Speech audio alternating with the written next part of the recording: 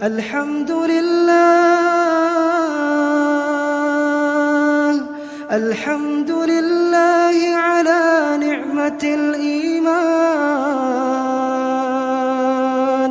الحمد لله على نعمة الإسلام. اب ایک بہت بڑا یونیورسل ٹروتھ آ رہا ہے. سورہ النساء کی آیت نمبر 78 میں اینما تکونوا، تم جہاں کہیں پر بھی ہو، یدرکم الموت، موت تمہیں آ کر رہے گی.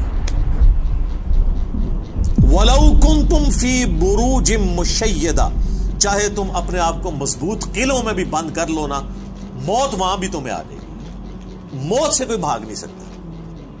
یعنی دنیاوی طور پہ کوئی شخص مضبوط قلعے میں آ جائے کہ مجھے کو مارنے کے لیے اندر نہیں آئے گا، سر باہر سے تو اندر آنے کی ضرورت نہیں ہے، اندر جو کچھ آپ کے اندر ہے وہ آپ کو مارنے کے لیے کافی ہے. Heart failure, kidney failure, cancer, کوئی بھی بیماری لگ سکتی ہے. باہر کی ٹریفک کو تو کسی حد تک آپ مینج کر سکتے ہیں، لیکن جو اندر چل رہا ہے وہ تو اتنا کمپلیکس نظام ہے کہ ذرا سی بھی آپ کی صرف جو سیلز کی خلیوں کی ڈسٹریبیوشن ذرا سی بھی ڈسٹرب ہو جائے کینسر بن جاتا ہے. اس کے اوپر کسی کا کنٹرول ہے؟ کتنی ینگ ڈیتھس آپ آئے دن سنتے رہتے ہیں. 25 سال کا لڑکا تھا جی، 30 سال کا لڑکا تھا جی، ہارٹ فیلئر سے مر گیا جی. یہ بھی جو عفنان بھائی بتا رہے تھے ان کے دوست، سیری کر کے سوئے ہیں، اٹھے ہی نہیں ہے، 27-28 سال عمر ہے. تو وہ اللہ تعالیٰ نے ہر شخص کو جو ٹائم دیا ہے وہ، لہذا جس طرح اللہ کو ایک ماننا ضروری ہے نا، اور اس میں کوئی شک نہیں ہے ایک ایمان والے شخص کے لیے، اس طرح بالکل اس طرح یہ ماننا ضروری ہے کہ جو رات باہر ہے قبر کی وہ اندر نہیں ہے، اور جو اندر ہے وہ باہر نہیں ہو سکتی. ایک لمحے، قرآن میں کئی جگہ یہ ٹاپک ہے کہ جب موت آئے گی ایک لمحے نہ آگے ہوگی نہ پیچھے. پھر سورہ آل عمران کے کانٹیکسٹ میں تو اللہ تعالیٰ نے یہاں تک فرمایا، جب منافقین نے کہا نا کہ ہم نے اپنے بھائیوں سے کہا تھا کہ غزوہ احد میں نہ جاؤ، نہ یہ جاتے اور نہ یہ قتل ہوتے، تو اللہ تعالیٰ نے فرمایا اس طریقے سے کوئی موت ٹال سکتا ہے؟ تم لوگ بھی جو اپنے گھروں میں بیٹھے ہوئے ہو نا، اور تمہاری جان بخشی ہو گئی ہے، تم یہ سمجھ رہے ہو کہ قتال میں نہ جانے کی وجہ سے تم بچ گئے ہو. اگر تمہاری موت بھی اللہ نے مقدر کی ہوتی تو تم خود بخود اپنی مقتل گاہوں کی طرف کھینچے چلے آتے. اور اس کو سپورٹیو حدیث ہے صحیح مسلم کی، نبی علیہ السلام نے غزوہ بدر سے ایک دن پہلے زمین پہ لکیریں کھینچی تھی. کل یہاں پہ ابو جہل کی لاش پڑی ہوگی، کل یہاں پہ عتبہ کی لاش پڑی ہوئی ہوگی، اور صحابہ کرام کہتے ہیں اللہ کی قسم اگلے دن ہم نے ان کی لاشیں ایگزیکٹ انہی جگہوں پہ دیکھی. یعنی اللہ تعالیٰ نے اپنے نبی کو وحی کے ذریعے بتا دیا تھا کل یہاں پہ لاشیں پڑی ہوں گی. تو وہ اللہ نے ان کا موت کا وقت مقرر کیا ہوا تھا، اور نبی علیہ السلام کو بتا دیا، آپ نے اپنی امت تک وہ پیغام پہنچا دیا.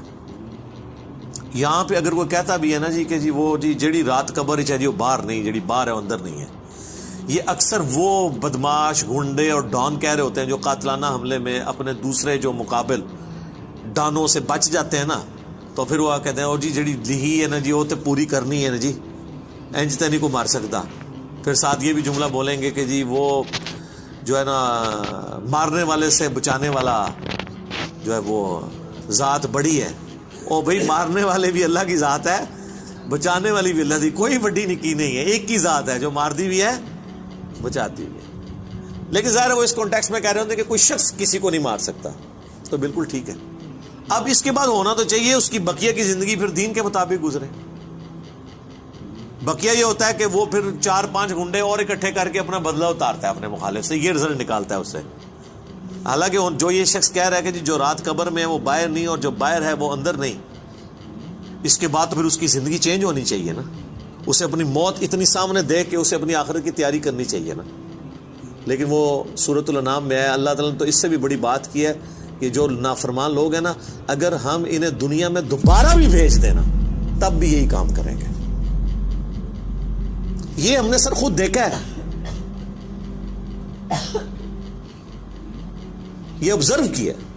میرے اپنے آفس کے کولیگ ایک دفعہ کراچی سے فلائٹ لے کے تو وہ آ رہے تھے اسلام آباد، تو راستے میں کافی زیادہ موسم خراب ہو گیا. تو اور آپ کو پتہ ہے جب موسم خراب ہوتا ہے تو جہاز تو پھر ایک کٹی پتنگ کی طرح ہے نا، تیز ہواؤں کے اندر اس کو آپ لینڈ نہیں کروا سکتے، اور اڑے گا بھی تو کتنی دیر اڑے گا. ایسی جگہ لے کے جانا پڑے گا جہاں پہ موسم ٹھیک ہو، اور ادھر پہنچنے سے پہلے اگر فیول ختم ہو گیا پھر تو جا کے وہ جنت یا جہنم میں ہی لینڈ کرے گا، دنیا میں نہیں لینڈ کر سکتا. تو وہ کہتے ہیں کہ جی بس جو لینڈنگ سے تھوڑی دیر پہلے ہی موسم خراب ہو گیا تو وہ پھر جہاز دوبارہ اٹھا لیا اس نے، پائلٹ نے، لیکن وہ جہاز قابو میں نہیں آ رہا تھا. اور آپ کو پتہ ہے وہ پھر اچانک جو ہے نا کافی زیادہ گہرائی پہ وہ نیچے آتا ہے جہاز، یعنی ہوا میں اگر وہ سپوز تقریباً یہ 747 تو 10 کلومیٹر ہائٹ تک اڑتا ہے، تو وہ ایک کلومیٹر ایک سیکنڈ میں ایک دم نیچے آتا ہے. وہ جب ایک دم نیچے آتا ہے نا تو وہ ظاہر ہے کہ اگر آپ نے سیٹ بیلٹ نہیں باندھی ہوئی تو آپ جا کے تو جہاز کی چھت سے جا کے لگیں گے، تو وہ بیلٹ پہلے بندھوا لیتے ہیں. اور پھر وہ اتنی زور سے کانپتا ہے، یہ تو میں نے خود بھی چائنا کی فلائٹ میں ایئر پاکٹس آتی ہیں پاکستان سے چائنا جاتے ہوئے، اتنی زور سے کانپتا ہے وہ جہاز کہ لگتا ہے کہ وہ یہ ابھی ٹوٹ جائے گا، ٹکڑے ٹکڑے ہو جائے گا. کیونکہ وہ ویسے تو انہوں نے ظاہر ہے وہ ہمارے علماء کرام نے تو نہیں بنایا ہوا کہ ناخالص ہو، وہ یعنی بڑا صحیح ڈیزائن کیا ہوتا ہے انجینئرز نے، اور اس کے اندر پوری ایک شاک ابزارو کرنے کی صلاحیت ہوتی ہے. وہ ہلتا بھی رہنا، وہ ٹوٹتا نہیں ہے، اس میں کافی ٹرسز لگا کے لچک موجود ہوتی ہے.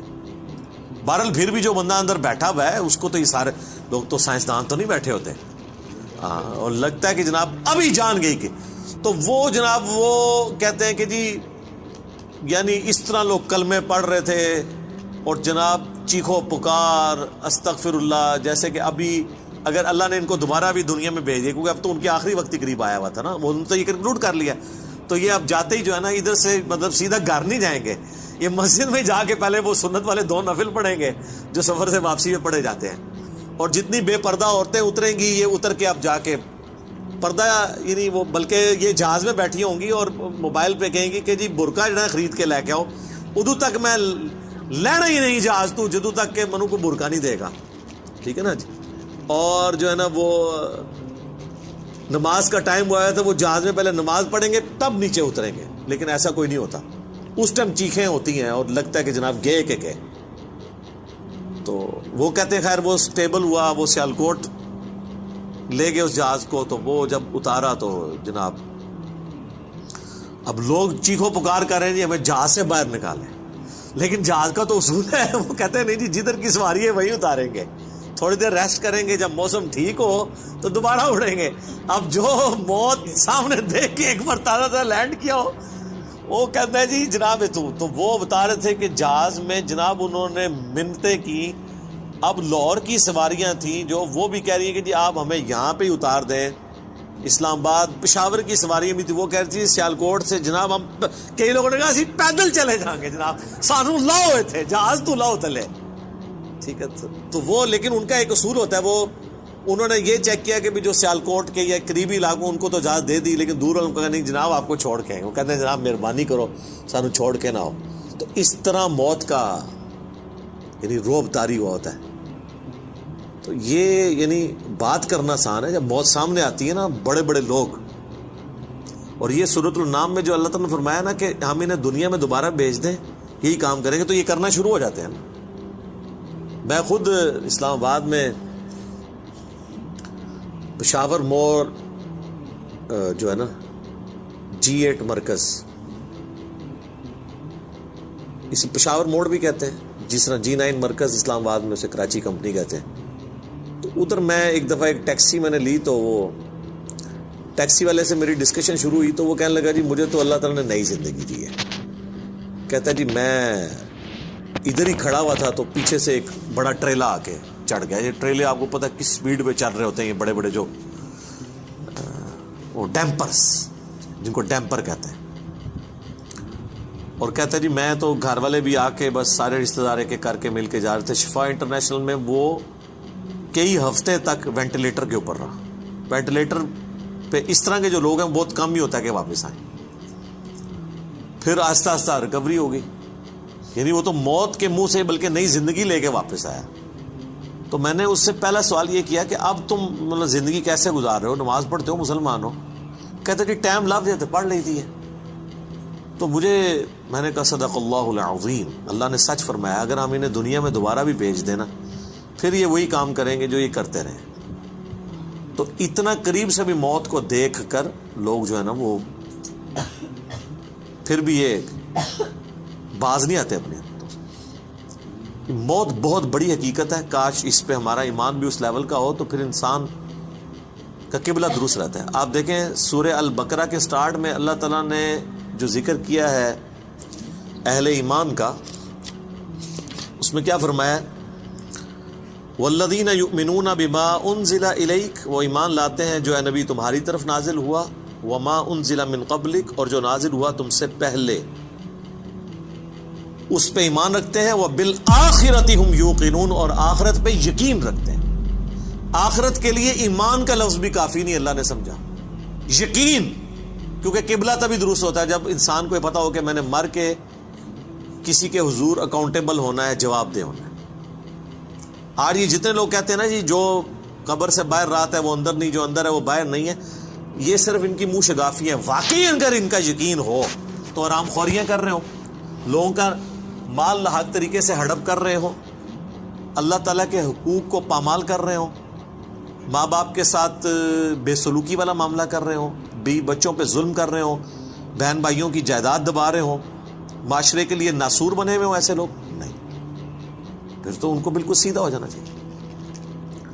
تو بات کہاں سے شروع ہوئی تھی کہ اللہ تعالیٰ فرما رہا ہے کہ تم اپنے آپ کو مضبوط قلعوں میں بھی بند کر لو نا، تب بھی موت تمہیں آ کر رہنی ہے. موت کو کوئی ٹال نہیں سکتا، کیونکہ موت تو اللہ تعالیٰ نے بھیجنی ہے. اللہ کے پاس تو کروڑوں آپشنز ہیں. ایگزٹس تو ہر شخص کا اس دنیا سے لکھا ہے، خواہ ایئر کریش میں ہو، چاہے ہارٹ فیلئر سے ہو، خواہ کسی شیر کے پیٹ میں جا کے ہو، خواہ کڈنی فیلئر سے ہو، خواہ کسی روڈ ایکسیڈنٹ میں ہو، ہر بندے نے دنیا سے جانا ہے اور وہ طے ہے، اس سے آگے پیچھے نہیں ہوگا. البتہ جو قاتل کو ہم سزا دیتے ہیں اس لیے کہ قاتل جو ہوتا ہے اس کو اللہ تعالیٰ نے یہ کام کرنے سے منع کیا ہوا ہے، وہ اس کی وجہ سے اسے سزا دی جاتی ہے، اس وجہ سے نہیں کہ وقت سے پہلے اسے قتل کر اس نے مار دیا، کیونکہ اس نے مارا اپنی ویل سے ہے، نافرمان، اس کی تو موت آنی تھی. اور اللہ تعالیٰ کو تو اپنے علم سے یہ بھی پتا ہے کہ کس نے کیا کرنا ہے، لیکن اللہ نے کسی کو پابند نہیں اپنے علم کا کیا کہ تو نے یہ کرنا ہے، بلکہ اللہ نے مستقبل کو فورس ہی خود ہی کیا ہوا ہے. جس طرح ایک استاد جب کسی نالائق شاگرد کو پیپروں سے ایک ہفتہ پہلے کہتا ہے کہ پتر تو فیل ہو جانا ہے، اور وہ فیل ہو بھی جائے، تو اس استاد کو آگے نہیں گلا کر سکتا ہے وہ اسٹوڈنٹ کے، سر جی تہاڈی زبان بڑی کالی ہے، تسی کیا سی تاں میں فیل ہویا، میں نے بڑی محنت کی تھی. نہیں، تو اللہ تعالیٰ کو تو ڈیوائن علم بڑا کامل ہے، وہ مستقبل کے بارے میں فورس ہی کرتا ہے. اب رہا یہ معاملہ کہ اللہ نے ہمیں اس آزمائش میں ڈالا کیوں ہے، تو وہ اللہ نے اس کو بیان کر دیا. لا یسأل عما یفعل، اللہ کو کوئی نہیں پوچھ سکتا کہ اس نے یہ کیوں کیا. وہم یسألون، اور اللہ ہر ایک کو پوچھے گا. تو ابھی تو فی الوقت اللہ نے جس امتحان میں ڈالا ہے اس میں آپ نے گیون سرکمسٹانسز میں پرفارم کرنے کی کوشش کرنی. ہماری ایک اکیڈمی کے بڑے قریبی ہمارے ممبر عمر بھائی فوت ہو گئے آلموسٹ 37 ایئرس کی ایج میں، اللہ تعالیٰ ان کی مغفرت کرے. اور ماشاءاللہ انہوں نے اپنی ینگ ایج کے اندر اپنے عقیدہ توحید کی اصلاح کی، اپنے گھر والوں تک اصلاح پہنچائی، اپنے والدین تک پہنچائی. خوش قسمت ہوتے ہیں وہ لوگ جو جوانی میں خود بھی توبہ کرتے ہیں اور اپنے بوڑھے 70-80 سال کے ماں باپ جو روایتی دین کو، قبر پرستی کے دین کو لے کے چل رہے ہوں، بزرگ بابوں کے دین کو، ان کو بھی وہ اپنے ساتھ اس رائے حق پہ لانے میں کامیاب ہو جائیں، یہ نصیب والوں کا حصہ. تو ان میں سے ایک ہمارے وہ عمر بھائی بھی تھے. ان کا جنازہ بھی آپ کو پتہ ہے میں نے پڑھایا تھا. جیلم کی تاریخ میں چند بڑے جنازوں میں سے تھا، وہ ہزاروں لوگ اس میں شریک تھے. تو ان کی اچانک ڈیتھ ہوئی ہارٹ فیلئر سے. ینگ ایج میں اگر کسی کو ہارٹ اٹیک ہو تو یہ چانس ہوتے ہیں کہ اس کا ہارٹ فیل ہو جائے گا، کیونکہ ہارٹ ریئیکٹ کرتا ہے. بوڑھا بندہ پھر بھی سروائیو کر جاتا ہے. تو مجھے صحیح طرح یاد ہے کہ وہ ان کا ہارٹ فیل ہونے سے کچھ عرصہ پہلے کی بات ہے 2017 میں جب میرے پہ پہلی دفعہ مرڈر اٹیمپٹ ہوئی 28 اکتوبر کو، اور اس میں میرا کافی خون بھی ضائع ہوا، کافی زیادہ زخم آیا، آپ لوگوں کو پتہ ہے۔ تو اس کے بعد میں عمر بھائی کے پاس ایک دفعہ گیا، ان کے شاپ پہ، ان کی فرنیچر کا بہت بڑا کاروبار ہے جہلم میں۔ تو میں نے گپ شپ شروع ہوئی تو مجھے کہتے ہیں علی بھائی میں چاہ رہا ہوں آپ کے لیے نا کوئی باڈی گارڈ رکھ دیتے ہیں تو میں اس کی پیمنٹ کر دیا کروں گا۔ تو میں نے ان کو کہا کہ میرے بھائی آپ کا ابھی تک یہ یقین کامل نہیں ہوا کہ موت کو کوئی ٹال نہیں سکتا۔ تو پھر میں نے ان کو یہی آیات کوٹ کی تھی کہ اپنے آپ کو مضبوط، اینما تکونوا یدرککم الموت ولو کنتم فی بروج مشیدہ، تم جہاں کہیں بھی ہو موت تمہیں آ کے دبوچ لے گی، خواہ اپنے آپ کو مضبوط قلعوں میں بھی بند کر لو۔ تو میں نے ان کو بھی یہ بات سمجھائی، میں نے کہا میرے بھائی باہر کی ٹریفک کو تو آپ کنٹرول کر سکتے ہیں، کسی حملہ آور کو تو آپ روک سکتے ہیں، اندر جو اتنی کمپلیکس ٹریفک ہے، روزانہ میرا دل 1,00,000 دفعہ دھڑک کر 10,000 لیٹر خون پمپ کرتا ہے میری نسوں میں، اس ٹریفک کو کون کنٹرول کر سکتا ہے؟ 25 دفعہ ڈریسز کرتے ہیں روزانہ میرے گردے، یہ کام کرنا چھوڑ دیں، اس کو کون کنٹرول کر سکتا ہے؟ 23,000 دفعہ آلموسٹ پھیپڑے سانس اندر کرتے ہیں، اتنی دفعہ باہر کرتے ہیں۔ اب تو یہ کورونا کی وجہ سے لوگوں کو پوچھیں نظر، ان کو سانس لینا کتنا مشکل ہو رہا ہے، ریکوری ہوتے بھی کئی مہینے لگتے ہیں۔ یہ سانس ہمیں خود لینا پڑ جائے نا یاد کر کے، ایک دن نہیں آپ سانس لے سکتے۔ 12,000 دفعہ ہماری یہ پلکیں جھپکتی ہیں، اور یہ اگر آپ کو روزانہ یوں کرنی پڑ جائے تو بس پھر آپ کوئی اور کام نہیں کریں گے، یہی کرتے رہیں گے۔ تو یہ سب کچھ میری مرضی کے بغیر اللہ تعالیٰ یہ سارے معاملات کو لے کے چل رہا ہوتا ہے۔ تو ہم باہر کی ٹریفک کو تو شاید مینج کر لیں کسی حد تک، وہ بھی کنفرم نہیں ہوتا۔ کئی بار روڈ ایکسیڈنٹ میں آپ دیکھتے ہیں لوگ اپنی جگہ پہ صحیح سائڈ پہ جا رہے ہوتے ہیں، مخالف سمت سے کوئی گاڑی آتی ہے، اس کا ٹائر پھٹتا ہے، وہ لڑکتی ہوئی دوسری طرف آ کے 4-5 بندے نیچے دے دیتی ہے۔ ان کا تو کوئی قصور نہیں ہے، وہ تو ہوتے ہی دوسری۔ یہ تو میں نے خود اس طرح کے ایکسیڈنٹس اپنی آنکھوں سے بھی دیکھے، تو پتہ ہی نہیں چلتا۔ تو باہر کی ٹریفک کو آپ کسی حد تک مینج کر لیں گے، لیکن اندر کی ٹریفک کو تو کوئی بھی نہیں کر سکتا۔ اور دیکھیں کچھ عرصے کے بعد ان کی اندر کی ٹریفک ہی فیل ہوئی اور دنیا سے چلے گئے۔ اللہ تعالیٰ ان کی مغفرت کرے، انہیں نیک کاموں کا اجر دے، ان کی برائیوں سے درگزر کرے، اور ہمیں بھی اپنی موت سے پہلے قبر و آخرت کی تیاری کرنے کی توفیق عطا فرمائے۔ اللہم من احییتہ منا فاحیہ علی الاسلام ومن توفیتہ منا فتوفہ علی الایمان، آمین۔